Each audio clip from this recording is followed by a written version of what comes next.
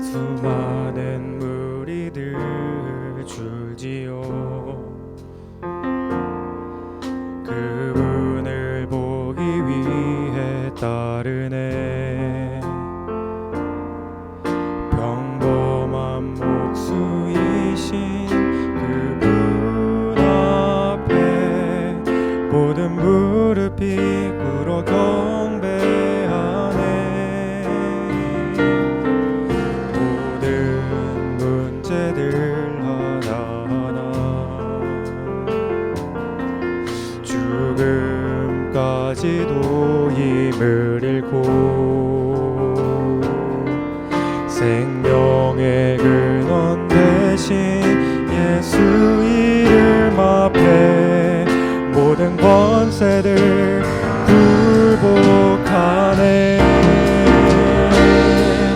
예수 이름 높이세 능력의 그 이름 예수 이름 높이세 구원의 그 이름 예수 이름을 부르는 자 예수 이름을 믿는 자 예수 이름 앞에 나오는 자 복이 있도다.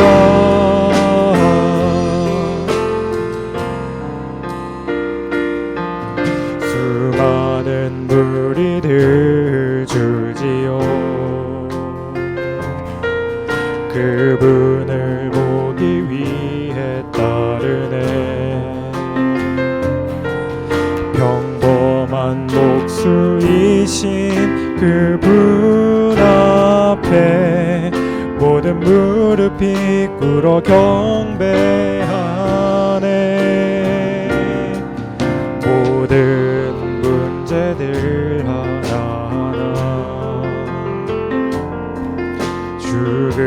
죽음까지도 힘을 잃고 생명의 근원 대신 예수 이름 앞에 모든 권세들 굴복하네. 예수 이름 높이세 능력의 그 이름 예수 이름 높이세 구원의 그 이름 예수 이름을 부르는 자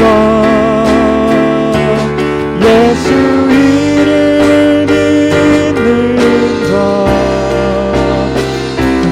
예수 이름 앞에 나오는 자 복이 있도다. 예수 이름 높이세 예수 이름 높이세 능력의 그 이름 예수 이름 높이세 구원의 그 이름 예수 이름을 부르는 자 예수 이름을 믿는 자 예수 이름 앞에 나오는 자 복이 있도다.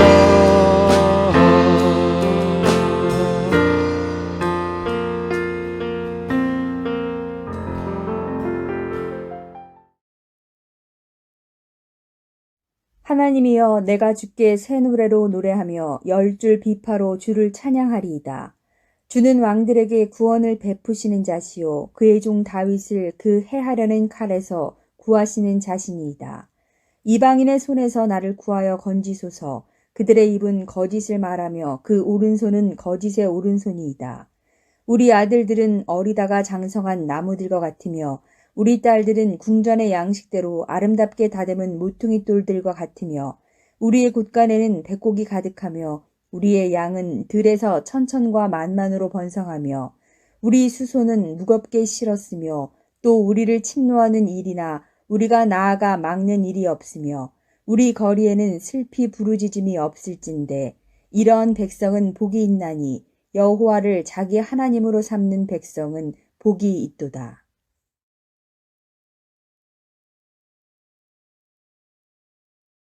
하나님의 은혜와 자비가 수요 영성 집회에 모인 모든 더불어숲회 성도님들과 함께하길 기도합니다. 많은 비와 차가운 바람으로 맞이한 9월이 이제 중손을 향해 가고 있습니다. 코로나뿐만 아니라 추운 날씨 가운데서 건강 잃지 않길 바라겠습니다. 출판 업계에서는요, 코로나와 그 이후의 시대를 다루는 책들이 많이 출간되었는데요. 문학 쪽에서는 따뜻한 위로를 담은 시와 소설이 인기라고 합니다. 그래서 저도 주영원 시인이 작년 11월 초에 펴낸 당신이 아니면 나는 아무것도 아닌 사람에 있는 한 시를 소개해 드리려 합니다. 제목은 빨래하기 좋은 날입니다. 빨래하기 좋은 날. 아픔과 슬픔, 아쉬움까지 툭툭 털어 빨랫줄에 널었습니다. 채 털어내지 못한 감정들이 눈물처럼 바닥에 떨어져 어두운 얼룩을 남기지만 괜찮습니다. 금세 마를 테니까요. 날이 좋아서 이번에는 한나절도 걸리지 않을 것 같습니다.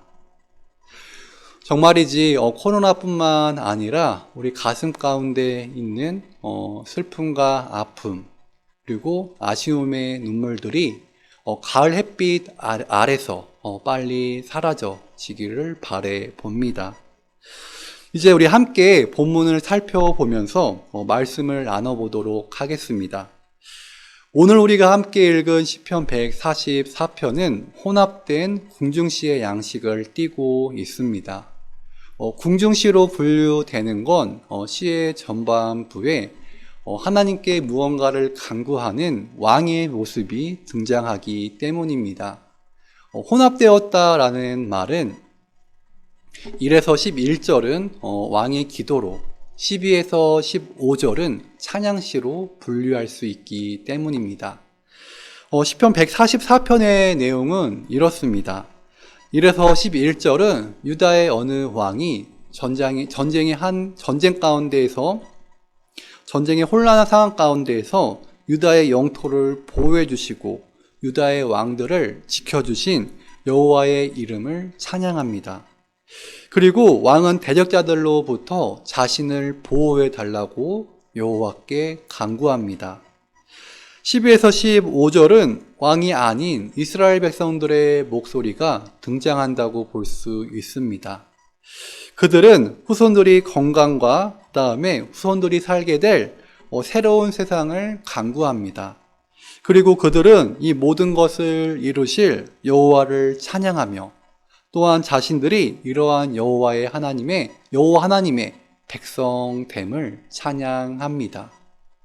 정리하자면 시편 144편은 대적으로부터 하나님의 보호함을 간구하고 후손들이 아름답게 살 수 있는 시대를 바라며 하나님을 찬양한 시입니다. 이러한 오늘 본문을 통해 먼저 저는 고난 가운데서도 하나님을 믿고 신뢰하는 믿고 의지하는 신앙에 대해 이야기해 보려 합니다.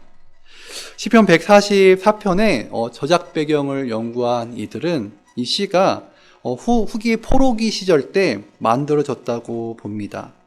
즉 이스라엘인들이 포로기 시절 때 자신들에게 내려오는 궁중시와 찬양시를 혼합하여서 오늘 본문의 이러한 새로운 양식의 시편을 만들었다라는 겁니다. 이러한 연구에 비추어 본문의 시편을 다시 들여보면 시에 등장하는 사람들의 목소리가 다시 들리게 될 것입니다. 그리고 그들이 처해 있었던 상황 속에서 본문을 다시 읽어볼 수 있을 겁니다. 시를 만들고 또 이 시를 읽으며 기도했던 사람들은 그들이 원하는 바람들이 속히 이루어지지 않는 날들을 계속 살아가야 했습니다. 그리고 기도하며 살아가지만 고단한 삶이 계속 되었을 것이고 속박에서 벗어나지 못하는 날들도 계속 되었을 겁니다.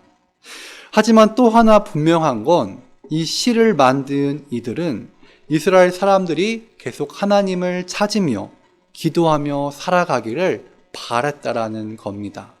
왜 그랬을까요? 그건 고난 가운데서도 하나님의 약속을 신뢰하며 언약의 백성으로 살아가는 것이 스스로는 해결할 수 없는 큰 역경을 견디며 그 고난을 이겨낼 수 있는 힘이 된다는 걸 그들은 알았기 때문입니다. 즉 고난 속에 있던 이스라엘 사람들에게 구원자 하나님을 신뢰하고 의지하는 것은 고난 속에서 좌절하지 않는 방법이었던 겁니다. 그렇기에 그들은 이 시편을 읽고 기도함으로 옛 선조들의 하나님이 나와 너와 우리의 하나님임을 고백하고 나누며 서로가 역경을 견디며 미래를 소망하며 살 수 있도록 도와주었던 겁니다. 고난을 견디어낸다는 것이 결코 만만한 일은 아닐 겁니다. 보통 사람으로서 견딜 수 없는 고난도 존재하기 때문입니다.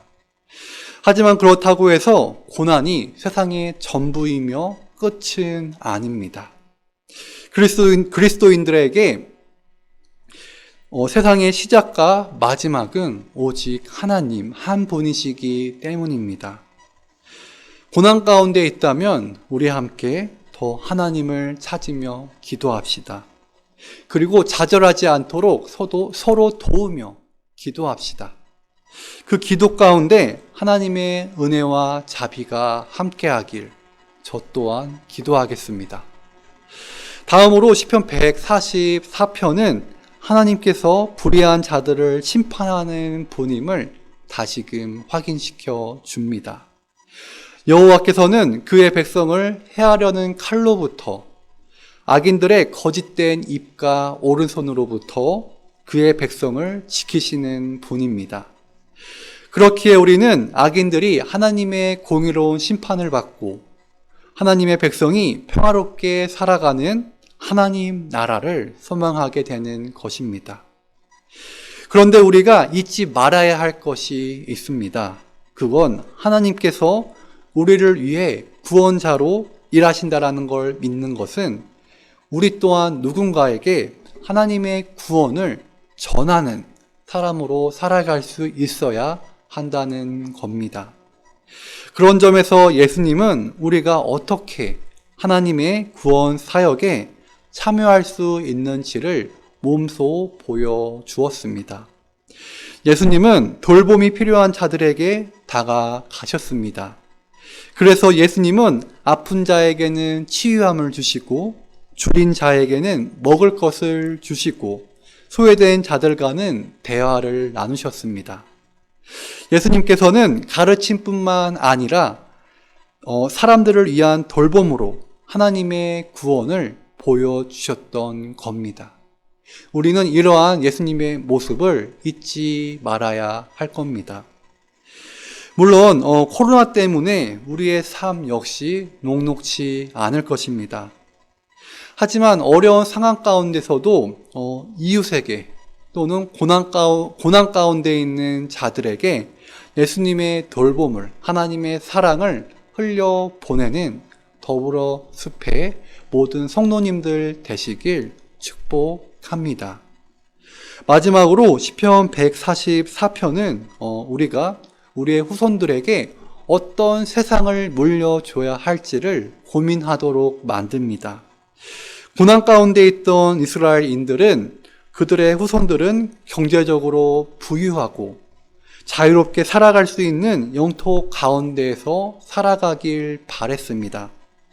이들의 바램은 오늘날에도 누구나 공감하고 원하는 미래의 모습입니다. 하지만 경제적 번영이 결코 인류의 생존에 긍정적이지만은 않다라는 걸 우리는 몸소 느끼고 있습니다. 제한 없는 개발이 가져오는 생태계 파괴, 내연기관이 발생시키고 있는 지구 온난화, 경제적 번영 가운데 소비되고 있는 사람들, 그리고 이윤의 극대화란 목적 때문에 발생하는 사회적 참사들, 이렇듯 경제적 번영이라는 채워지지 않는 욕망은 지구와 인류의 안전을 뒷전으로 미룰 때가 더 많아 보입니다.